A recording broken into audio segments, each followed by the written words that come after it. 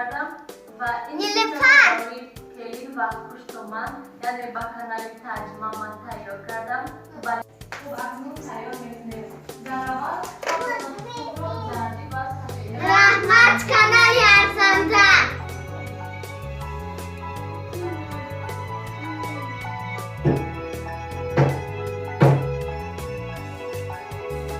و با میسر سفیدی خوب رو لط میزنیم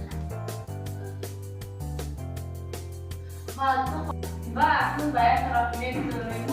میگذاریم با لط زدن زردی خوب